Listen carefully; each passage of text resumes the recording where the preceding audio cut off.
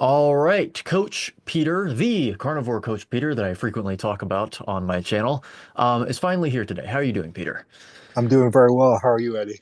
Good. I'm very excited to get into this. We've got a lot to get into, so I'm glad that you're doing well as well. For But sure. for anyone who hasn't connected the dots yet, Coach Peter is the head coach behind the Carnivore certification program that I've been affiliated with for quite a few months. Really great program. I recommend that everyone that is able to take that program as well. Very helpful, and also one of the best coaches that I've seen in the space. There's plenty of good ones in the carnivore space. But one of the best ones that I've seen in this space. So basically the whole point of this is to learn more about who you are, the five W's, so to speak, that we don't know of already. Get into what the course is about, and also later in more detail, we'll talk about how the program is now internationally certified. So That's great. that's very, very important detail. So I'll start with the question that I ask every single person that comes up on this channel. First, the fundamental what, which is what brought you to carnivore to begin with. Take it away. The floor is yours. Well, thanks for the introduction, Eddie. Okay, so been a personal trainer and nutritionist for almost 20 years.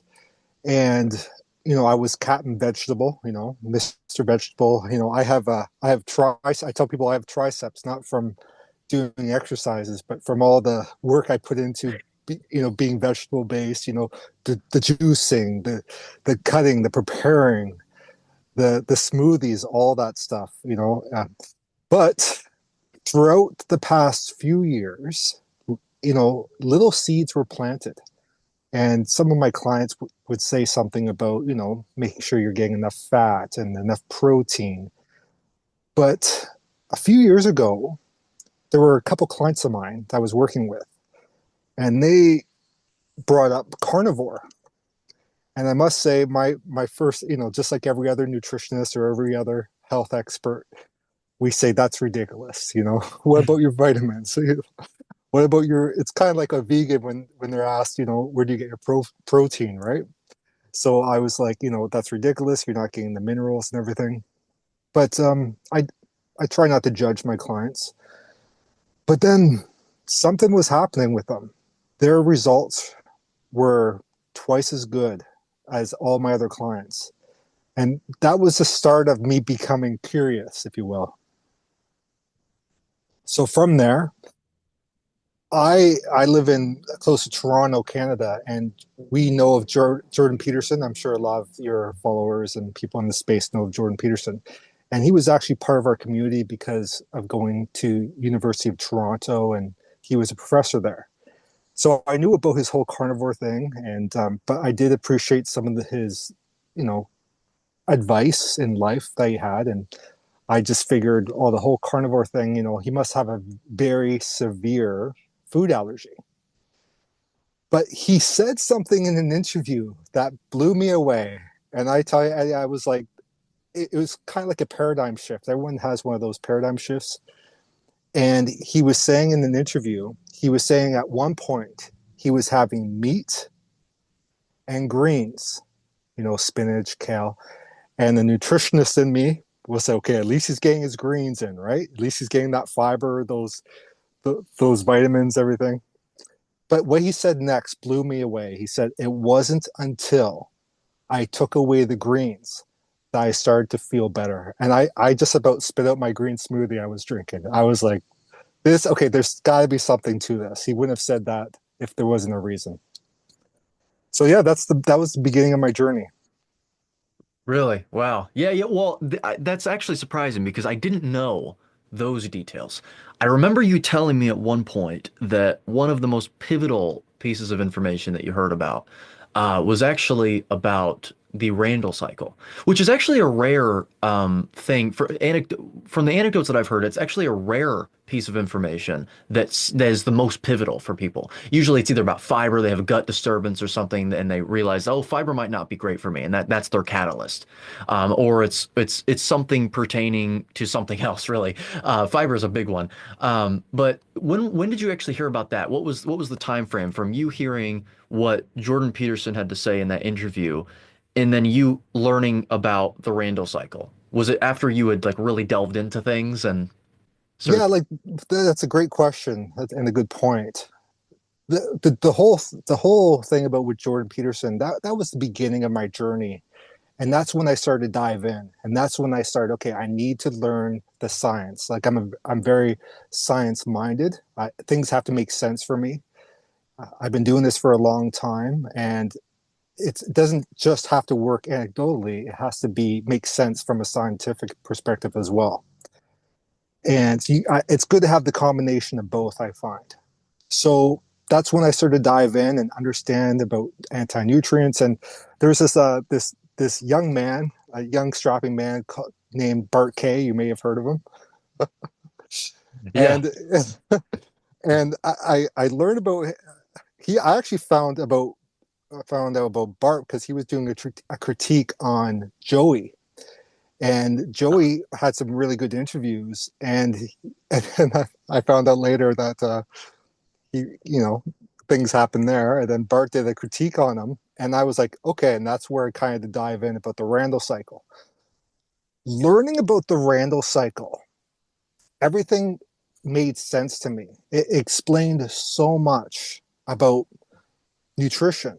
And one of the most beneficial things I learned about the Randall cycle, it explained why vegans feel so good. Hmm. It wasn't just the fact that they were removing processed foods, they usually don't smoke, they're usually quite active. But when I understood it from their perspective about the Randall cycle, how their fat was usually very low. And I did do the vegan thing for a while. I did the high carbohydrate, low fat, and I do admit I felt good. And so understanding why I felt good during those times, but only for a portion of everything made sense to me. Yeah. Yeah, I agree. I'm also very scientifically minded, so actually learning about the Randall cycle it wasn't the first thing that I learned about. I think it's actually hard to remember what the first piece of information was. I believe that it was a very slow transition. I was going from influencer to influencer. Yeah.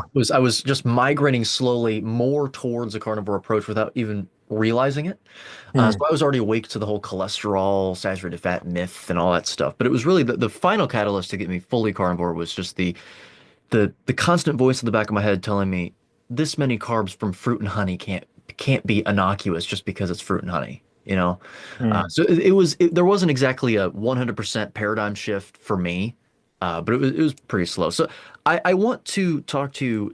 You said that you've been coaching people for 20 years, and you said that the people that were going carnivore were seeing at least double the benefits, the Yeah. progress, compared to your current clients. What does that mean specifically? What were the people that were going carnivore dealing with, that became better going carnivore more than your clients? What was getting better as compared to your clients specifically?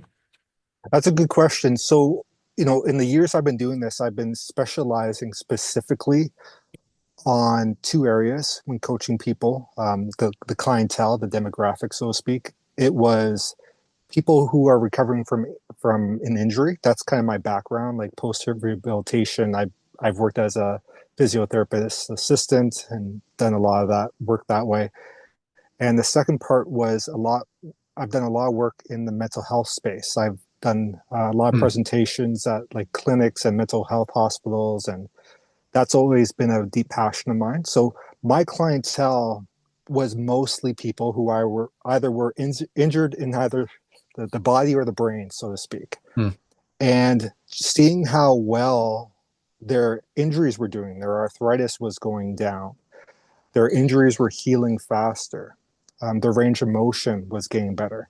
And from a mental health standpoint, just hearing things like, can think clearer now. I feel like more energy. I'm not having these highs and lows. So those are the two specific things that I saw as a coach. Interesting. Mhm. That actually leads into the next question, which is basically what has been the greatest transformation you've seen in your coaching practice as a carnivore coach? So once you had actually transitioned to becoming a carnivore based coach, what was the greatest transformation that you'd ever seen that sort of fortified your belief that this is the right way to go now, and not what I've been doing for the last few decades really hasn't been the greatest way? Yeah, so I've been coaching people for a long time, hundreds, maybe thousands of clients. Once I coached people on carnivore, the came naturally. It was just so easy. Instead of me saying, "Okay, here's your workout program between 4 and 5 days a week. You have to do this. You have to eat like this." Now I'm just like, "Okay, well, eat meat and go for walks." Like my job was so much easier, and it was easier on the client too. Like there are setbacks in being a carnivore coach. Like there are specifics that you have to learn as a professional coach in the space, and we can go more into details on that. But my job was just so much easier. I seeing the men in their 40s and 50s like work out like they were in their 20s and 30s again. Yeah, and out of all of the transformations that you saw, so I think it's safe to say that since it was easier to see benefits in your clients, you probably saw more transformations, beneficial transformations than you did previously, right? Yeah, Is that okay? And then in terms of the greatest one that you saw, is there any of those that really, pop up in your mind? that's a that's a good one. There's so many to mention. 100-pound weight losses Wow. injury, like needing a hip replacement and not needing it anymore. But the one thing dear to my heart is the mental health. Like when I get Mm. calls from young men, women, fathers, just telling me that makes me choked up a bit. But saying, Peter, like I didn't tell you this, but I was planning my death. I wanted to kill myself, and to see how thankful for that they are for that. They turned their life around in their mental health, and that's maybe that's not the biggest transformation, but to me, it's the most important one. And that's with mental health is very near and dear to my heart. And yeah, I would say that's the most important to me. Yeah, yeah. Well, that's understandable because people underestimate the effects that even your mentality can have on your physical performance and all that Yeah. all the rest. So, but for you personally, what was your biggest benefit then to transition over what that you saw in yourself going carnivore? So before you answer that, because the reason I'm asking is it seems to be the case that you didn't actually have any health conditions that made you go carnivore. You and I are sort of similar in that respect that I had a health condition. It was very bad, but it wasn't exactly diet related. But you seemed to just go that route because it made sense. And that's a common denominator between us because even though I knew that mine wasn't diet related, I was like, well, if something makes sense, I might as well do it. So even though that's the case, did you see any benefits going on carnivore? And if so, what was the biggest one that you can think of? Well, the whole reason why I've been a big promoter of health, exercise, nutrition, is for my own mental health, just to keep me sane. And and I'll be honest, when I'm doing, let's say, back in the day, when I was doing a juice cleanse or when I was fasting, I did see great benefit to that. Mhm. My body was, recovering, so to speak. My digestion was getting a break. And I felt more like I felt like I was healing faster and my mental clarity was good. But when it came to carnivore, I got all those things, but without starving myself. Yeah. Like I got to like I remember, being vegetable based and me making, eggs for my kids and I'd be like, "Oh man, that looks so good right now. I wish I could just have those eggs." But then in the back of my mind is like, "Okay, it's going to make me anxious. I'm going to feel bloated." And that's but yeah, carnivore is you get all the benefits of eating healthy but without starving. So, Yeah. No, no, it's a good point because I know exactly what you're talking about. In fact, now it was actually just recently happened that I had a meal that was pretty much carnivore based, but then this is the thing. I'm in a situation where sometimes I am exposed to things that are not great, And I have this rule in my mind that is completely irrational, but it's like if I see something, I'm like, oh, one of everything. If there's like an M&M on a bowl of M&Ms or something, I'll have like one. Like, oh, one of everything. But if there's multiple different things, that stuff can add up. So I never Yeah. ever binge or anything like that. But there was an incident that happened a few days ago where I just had some of the carbohydrates, and I make the same stupid excuses for why I should have the tiny amount that I have, and my mood was all over the place, actually. It progressively got worse as the night progressed. Yeah. And I can immediately see the difference. So in terms of mental health, just the difference that changing, just transgressing away from carnivore can do. It makes me wonder how many times I had incidents like that before I was carnivore that I just didn't notice because I thought it was normal. Normal. Yeah. Yeah, it's just that happens a lot. So sometimes it's actually hard to identify if someone isn't sick and they go to a carnivore approach, whether or not they actually had problems until they stop doing carnivore. So And they forget that that was their normal for sure. exactly. So, Yeah. um, what was if you had did you have any missteps on your carnivore journey? And if so, what were your biggest ones? I mean, any setbacks or anything like that? Oh, only about 100. Yep. I remember when after I did all the research, after I dove in and I read the papers and it made sense to me. I remember I was like I was so excited and I made like like I don't know I don't remember how many eggs, but I made a pound like 1 or 2 pounds of bacon, and then I cooked the eggs in the bacon, and I was just like so excited to like eat this up. And I was like eating it. I was like, "Oh, this is awesome! I can't believe this is my new life now." I remember I had to go to an event. I was curled up on the floor. I was in so much pain. I was like, "Oh my gosh, what have I done to myself?" But that was before I knew the importance of transitioning and all these things. Yeah. And but after that, I didn't give up. I was determined because I had already made up my mind that made sense to me. And so I was like, okay, well, this didn't work for me. What did I do wrong? Let's try again. And then there were other points where I'd be falling asleep at work. I'd be drained. I had lots of electrolyte issues. I wasn't prepared. I didn't have enough food. I had maybe not hundreds, but dozens of failures. But it's because I already made up my mind that this is what I'm going to do. I was willing to bounce back. I failed multiple times, but that was, we can go into it later, but that was part of my reasoning of creating this course and, coaching other people, because when you have the right coaching, you're not going to have those setbacks, or they'll be very minimal. Yeah, they'll be minimized. Yeah, yeah. Did you have any societal pushback, whether it be from overall society, or if from family, immediate family members or friends or anything when transitioning your coaching to a carnivore centered approach? Because if you were doing 20 years of regular, normal, standard coaching, and then you change it over to a carnivore approach, I wonder if you had any pushback, and if so, what was that like? Well, that was hard. That was the hardest thing. Um, I had once I decided, that this is what we're going to do. Before I tried it on myself first, and once I got the hang of it, that's when I started to coach people and come out of the closet, so to speak, of Yeah. carnivore coach. And it was tough. I had tons of setback with my family, not so much. I just said, I'm on a food. You can say you're on a food restriction diet, or I'm eating protein heavy. It's easier when you're sometimes it's easier with family.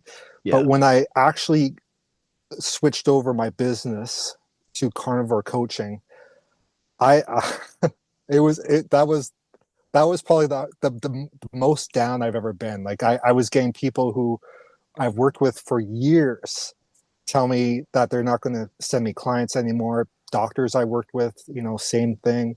Colleagues, my mentors, they said, you're promoting a cancer causing diet, a diabetic diet. You're killing people.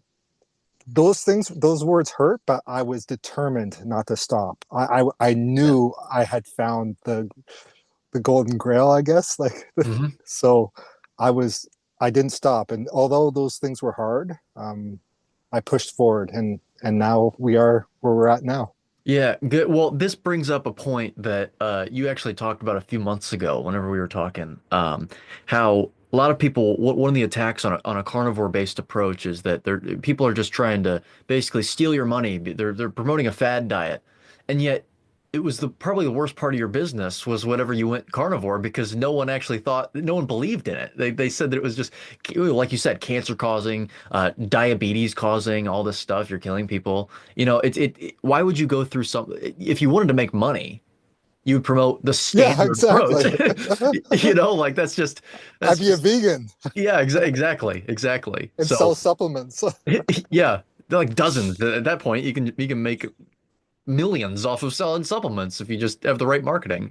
Yeah. Um, how have your clients overall been responding better, like as a whole, overall been responding better to the dietary and lifestyle approach as well, than your previous recommended interventions? And if so, I mean, you already kind of covered this, but if so, in what ways? In other words, what problems, if any, did you run into when coaching people? You talked about sort of some that you ran into, b being too impetuous with the transitioning. If any, did you run into when coaching people on other dietary interventions as well?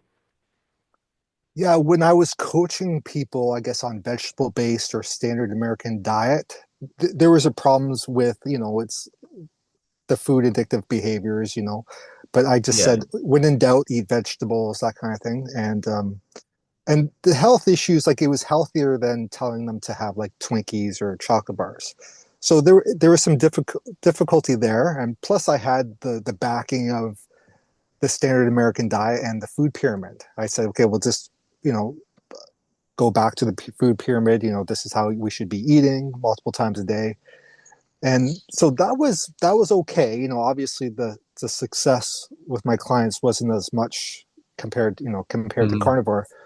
When I started coaching people on carnivore, I had several issues, and most people did great.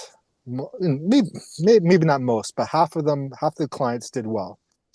But mind you, I was just repeating what I learned. Like I was repeating what Ken Berry said.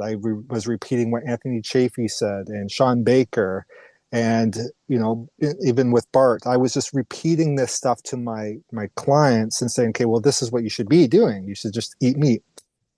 But there was a lot of issues that came up, and even if they didn't transition great, and issues like I had clients whose hair was falling out. I had Mm. clients who had the heart palpitations even when they were having electrolytes. Hmm. My The one thing that almost made me quit as a carnivore coach was the histamine intolerance. I know some people exaggerate that, but if you have a client with a histamine intolerance, recommending bone broth could just about send them to the hospital. Yeah. So I had a lot of learning to do. So in my coaching career, I was like, okay, well, I just dove in and learned more. And that's when it kind of occurred to me that we need coaches. If people are going to recommend this diet, we need coaches who know what they're talking about. And I know that they say, okay, just eat meat, salt, and water. But when you're uh, coaching people, and as you would know, Eddie, coaching people is very humbling. You know, it's one thing if it's been working for you, but when you're actually dealing with actual patients, actual clients, it's very humbling because what you thought was going to work for you works for them. It doesn't. Right. Yeah. Yeah, so I think that was important for people to hear. We do need more coaches in the space that know what they're talking about. That's what I always say on this channel, which is another reason why it's actually the main reason why you and then I'm inclined to say we because I did contribute, but that's why we're Yes, you doing did. yeah, it's why we view it as so important. Lots of people this is really the last question and I think it's the most interesting. Lots of people think that they know the answer and are very certain of their positions. But as you've experienced, you can learn and things can change. So what makes you think that this time is different? This time as yes. So that's a good question. Before I made up my mind, I did a lot of research on it. It just made sense to me. It's like people say, well, how do I know carnivore is the best diet? Well, my answer to that would be, well, if you were in the wild, if there were no stores around, what would you there to be to eat? The only reason we eat the way we do is because, there's businesses and there's stores and there's packaging and there's preservatives. This made sense to me for so many different reasons. It makes sense because, not just for that, but from a scientific perspective. And I know the N equals one or the N equals 1,000 or 1,000,000, of people who've done this and it's worked for them. All those reasons give me the assurance that this is the way to go. Doesn't mean you have to be dogmatic. Doesn't mean it's you have to judge people who decide to eat vegetables. Doesn't mean you can't have some chocolate with your kids, But the basis of your diet, we're Hmm. meant to be carnivores. Yep. No, I agree. And also, part of that question is sort of a trick question because you never stop learning. It's not like you're going to stop learning, and that you've just assumed, okay, this is absolutely the way to go, no matter what other information may surface. It's our conclusion because of everything that we have looked at, in the large swath of the scientific literature, in multiple different fields. We basically expanded our horizons. We were being myopic first, then we expanded our horizons. We actually started to question what we were taught. And then Yeah, when we observed all of that, we drew this conclusion. But if something else comes up, we won't have a problem accepting that and going, okay, well, maybe 95% carnivore is what's appropriate or something. It's not a an ideology where exactly. you tribally and tenaciously hold on to it no matter what you encounter that may challenge it. It's just what I'm certain enough. I'm very confident. Very confident. Certain enough sounded a little less convicting. Um, I'm very confident in this approach, based on what I know. But again, if something comes up, if it has integrity, then I'll let it challenge the belief system. Let's put it that way. And that's what's important. So there's a few questions, that people have asked about the course. People are very curious about it because I've talked about it a lot. And the rest of this will just be us going through the questions and answering them to the best of our abilities. Sure. I have one in particular that I was asked recently, and then you actually have most of them because you're the one running the thing. So, Yeah. of course, that's to be, expected. But right before we get into that, there's a few sort of lightning round questions that I would like Bring to it. get into. So, since you are now carnivore, you've been on it for quite a while now. What is your favorite carnivore meal? Oh, steak and eggs. Steak and eggs? Yep, that's a classic. No, I'd say a tomahawk. yep, yep. No, no, that's a classic, and also that's my favorite as well. So what is the one non-carnivore food that you miss the most, if any? Chocolate, but I don't miss it too much because I still cheat once in a while and have some dark chocolate. Yeah. That's the same. Yeah, once a week I have this tiny palm full of some really dark chocolate chips. You and I are a lot more similar than I thought because chocolate's my thing as well. I don't know what it is about it. I really don't know. It's Um, delicious. What can you say? yeah. And then have you ever, this is interesting. Have you ever eaten your meat raw? No, I've never done it. I've done eggs raw, especially the yolk. I, I, Oh, okay. I can. I'm always like I cook it either rare, like one side, the other, but it Yeah. doesn't really interest me to cook it raw, to be honest. But Oh, that was the next question was have you ever considered doing it? Yeah, because there's a lot of people that are actually going like raw carnivore and nothing against that. There's some caveats that I'd like to tell people before they do that. But yeah, it piques my interest. It's a growing significant minority of the carnivore space. So I felt inclined to ask.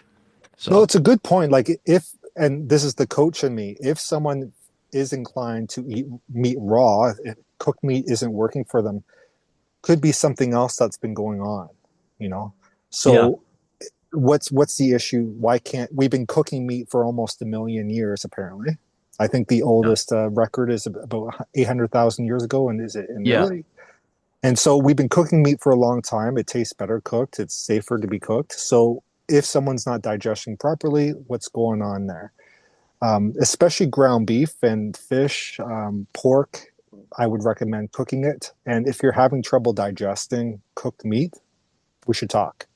Yeah. No, I agree. There's been very few people that I've heard, but I have heard people say that they seem to digest raw meat better than cooked. And we do Yeah, know that raw meat has less denatured protein and fat content, and so that may have something to do with it. But I would question whether or not that's due to them having a past history of bad, an accumulating effect of a poor diet causing issues with digestion.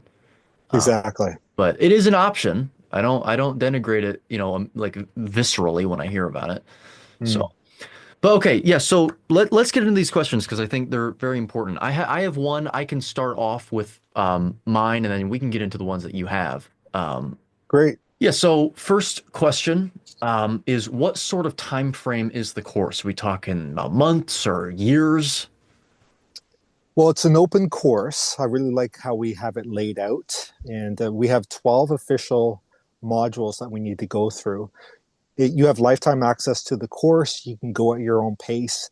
The 12 official modules that you need to do take about 1 to 3 hours per module.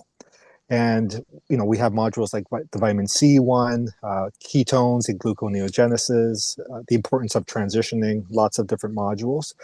Each module has the video, and Eddie, you've done some awesome videos in the course. It has the transcript of the module. It has the summary, and it has a quiz. So it's all about up to you of how fast you do it. And then it's an open course where if we keep adding to the course, you have access to those as well. And there's some bonus modules as well. But it takes about, just keep in mind, there's at least 12 modules and 1 to 3 hours per module. Okay. Yeah, yeah. I already knew the answer to that question, but that was good for you to answer that for the people that don't know that. But that's the only question that I've received in recent times about the course. The rest of them you actually have. So you can ask them to me and I can also answer them to the best of my abilities. I don't know what these questions are, so Okay, so what are some of the modules? right. Okay. Yeah, of course. Of course. Let's cover the actual content. So I did four. The first one it's not necessarily in any specific order per se, right? I mean, the quizzes sort of are, but as long as you pass the quizzes, it doesn't really matter which order they're not sequential or anything. But the first one that comes to mind is the cholesterol, saturated fat, and heart disease course, basically dispelling the myths behind cholesterol causing heart disease and saturated fat and all that stuff. There's one about the Randall cycle, actually, which is a sophisticated one, probably one of the more sophisticated ones, but I tried to make it as palatable as possible. Then there's a vitamin C course as well, or not course, but module. Yeah. And then I believe the other one was about, the more intricate ones, gluconeogenesis, ketone metabolism, and uncoupled versus coupled mitochondria. Basically, learning how to understand the body more and how it's going to adapt to a different diet that's ketogenic in its approach. Basically, those are the four modules that I contributed towards the course. Of course, there's others that are included now or set to be included. Yeah. Yeah, so you focus on more of the scientific aspects. We also like our courses kind of, if you would break it up in three sections, we have the introduction of what carnivore is, different ways you can do carnivore for each client. And then Eddie and the other experts go deep into the science. And then we have the practical aspects, like how you have a client now, how do you actually coach them? All right. How Right. do you make money off of it? So we pretty much go over everything I wish I had known. Now, speaking of the scientific, all of your, I would say most of your followers, Eddie, are, you know, they like to learn. They're connoisseurs. They have a heart of a student, I would say. Yep. And so when you're coaching an actual client, your clients don't need to know the scientific explanation of everything. They don't need to know exactly how gluconeogenesis is, what it is, exactly how the ketones work, all those things. But you do. You do as a Right. coach so that you have the backing and the confidence to be able to give the appropriate information. Because if you're ever put on the spot, and I have been, I've been invited to medical clinics, and I'm standing there with 5 or 6 medical doctors standing there asking me questions about why their clients are getting better, and Am I killing their patients? All these things, and you have to stand there with confidence and be like, yes, even though this person is diabetic, this is what's best for them. This is the approach that we're taking. And to understand the science is, again, you're not going to be spouting out all this stuff to your clients, but it gives you the confidence, if that answers that question. Yeah, no, definitely. Yeah, absolutely. Some of the other modules we have some fun stuff too. Like Courtney Luna has provided us some great recipes. Now, if you're like me, Eddie, like like I said, I like my meals simple, just steak and eggs. Right. But when you have a client, there's a lot of food addiction behaviors there, and they need to feel like they're some creativity, if you will, in the kitchen. They have families, they have kids. So having the recipe section is important, especially during that transition phase. Yeah. We also go over supplements, and most people who are on the carnivore diet, we say we don't need them. Right. However, certain supplements could be useful for certain clients at certain times. So, for instance, if you have a client who's experiencing some constipation, you could recommend or provide information about magnesium citrate, for example. If someone is still struggling with their sugar addiction and they're still having, you know, sugar, you could recommend they could have fruit or a very, very small dose of vitamin C.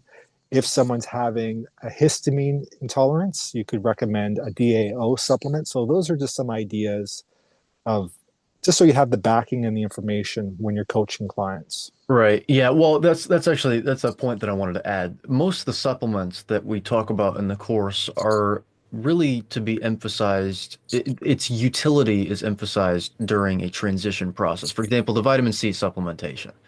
Um, if you dramatically cut vitamin C from your diet, or sorry, carbohydrates from your diet, and then you have the you may have issues with having too little vitamin C potentially in the initial phases. That's something that it's a may or may not situation. There's not a lot of proof behind it, but I don't think we've pretty much agreed that having at least a low dose vitamin C supplement is probably not going to kill you in the transition process. And then you can remove it when necessary. A lot of these things, of course, we want to emphasize doing it the natural way with diet to fix these issues first. But you can use them as tools during a transition process because we have to remember many of these people have not done carnivore and have not eaten a species appropriate diet for decades of their life.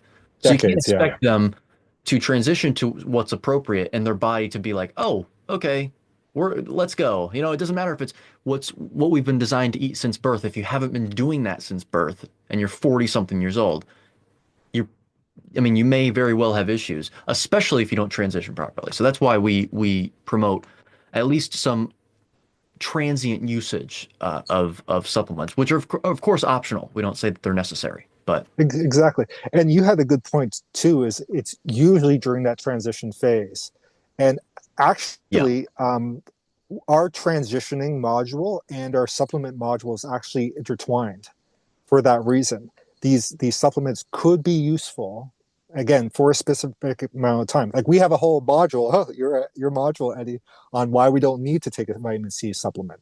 right, But just keeping in mind that each client will come with their own issues. Like a little bit of extra vitamin C could help. It works together with DAO supplements. So if someone has a histamine intolerance, they could experiment with that. Electrolyte issues, as you and I know, having one protein meal a day is enough to spike yeah, the insulin enough, so you don't need to take as many electrolytes. However, people aren't used to eating one meal a day.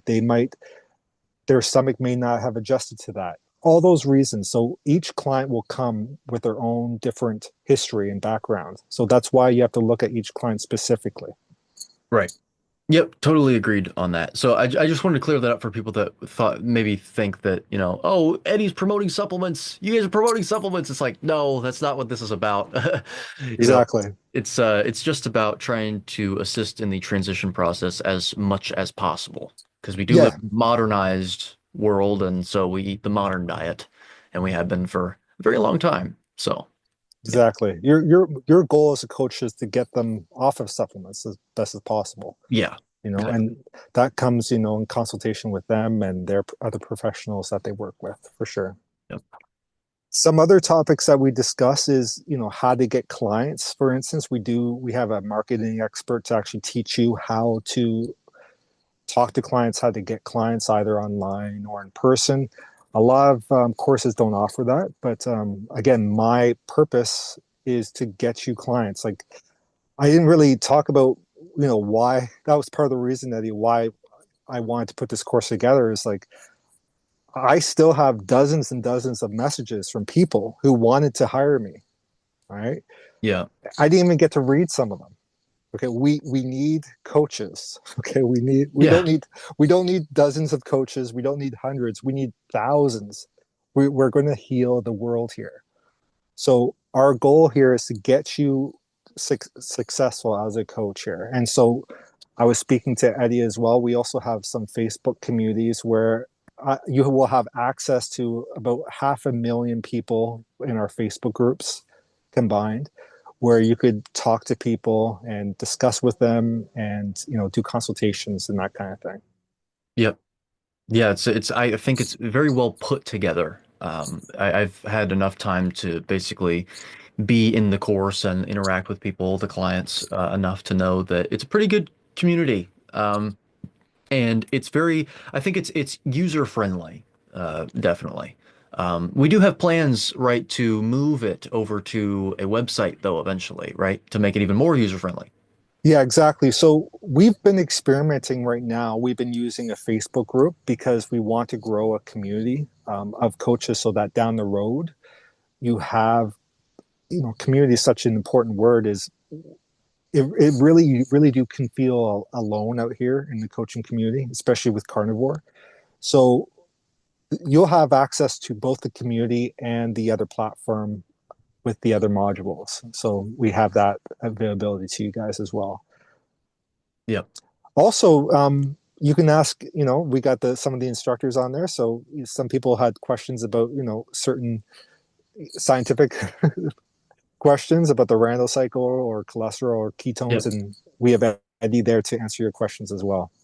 Yeah, I moderate it. I make sure to check in there because yeah, I'm a moderator of the course. So anyone that asks questions that are pertaining especially to the courses themselves, or sorry, I keep saying courses, modules, the modules Module. themselves. There's not multiple courses. This is one course. Not to I don't want to, be too intimidating here. One course. And yeah, so anything that's pertaining to the specific modules that I recorded, I answer the questions to the best of my abilities. And yeah, I mean, by the way, I think the next thing that we should cover is, unless you have something that you want to say before this, the international accreditation that we were attempting to get for the course. You finally got that to happen, right?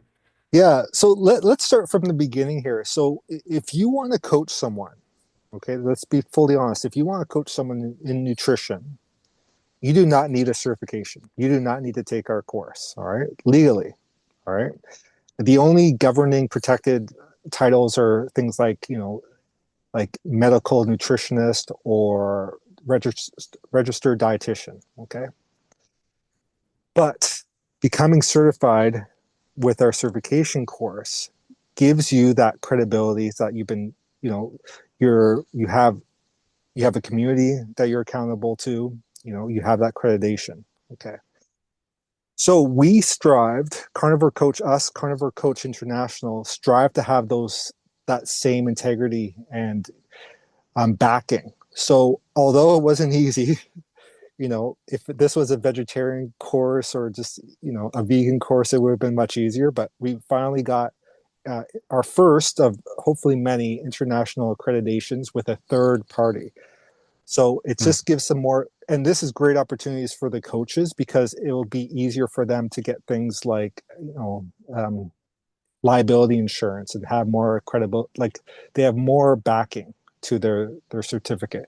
And I believe, there are other courses that have affiliations with other organizations, but I think we're the first to actually have the accreditation with a third party. So that's pretty exciting. That's yeah, it's very cool that we're the first with that. That's very good. Um, are there any other questions that you've received from potential clients, at least about the course before we get into how people can sign up for it? Not none that come to mind, but if you do have a specific question, please comment in the section below. We've decided to the course. We've actually decided to extend the sale. I know Eddie talked about before about being 50% off. We we're going to keep that going for a little while longer until we get to a certain number. So this is the time to sign up if you'd like to do it. We're going to keep that 50% off special just for a little bit longer, but we're starting to grow and get busy for sure. Yeah, well, keep that in mind, guys. 50% off. There is a limited time to receive such an offer. So, yeah, so where can people go ahead and sign up for the course? How should they go and approach trying to sign up for this course? That's a good, yeah, important question. We don't take, just so we know, just so you know before you speak with us, we don't take everyone. Okay, so if you'd like to to book a spot for the course, we have to have a little interview first, and in that time, we just make sure that you're a good candidate for the coaching course. Um, I only take people who have the heart of a student. If you come to the course and be like, you know everything, we are continually learning. I'm still learning. Eddie's still learning. Our other professors and teachers in the course are still learning. As long as you come with a heart of a student and have the urge to help heal people. Those are the two requirements. If that's so, if that's you, reach out to me, my email, Instagram, or Facebook, and we'll book a call and see if it's a good fit for you. Yep, sounds good. I'll leave the links to those in the description below as well. I already do that, but I'll make sure it's at the very top so that people don't have to do a lot Awesome. of digging for that. But yeah, so like Peter said, any questions that people have that we didn't actually get to, leave them in the comments, and I will do my best to get to them as fast as possible. And I'm sure that Peter will be peeking around in the comment section as well, seeing if people are, asking questions that he didn't get to as well. So anyway, Peter, thanks for being on the channel and talking about this. I think it's very important, like you said, to get more coaches in the space because there's a large demand for that in There is. today's current climate. And there's a lot of coaches that are there's this online culture of coaches that and like you said, you don't need anything to label yourself as a coach, and so they say anything. But it'd be nice to have some, Sometimes I'm like, oh, God. yeah, yeah. So, And they end up on your channel, which is good. which is good. Yeah, Yeah, so if you're interested in taking the certification program, please reach out to me, and you could ask Eddie for more information as well. But I hope to see you there. It's not just a program, not just a certification. It's a community of other professionals who have that desire to heal the world, and we need more coaches. I thought becoming a niche market and coaching in the carnivore space, I thought it was going to be a very small market, but we have to keep in mind we're not just attracting people who want to do carnivore. We're attracting people who want to lose body fat, gain mental clarity, help promote healing in their bodies. It's more than just being a carnivore coach. It's promoting healing in all aspects. yeah, yeah. Definitely agreed there. But yeah, yes. Thank you once again for coming up on the channel. Guys, go ahead and sign up for the course. You're doing yourself a favor, and you're going to be doing a lot of other people a favor as well whenever you become certified. And it's what the world needs, like we talked about. So yeah, I'm sure that we'll keep in touch, Peter. So yeah, we'll see you around.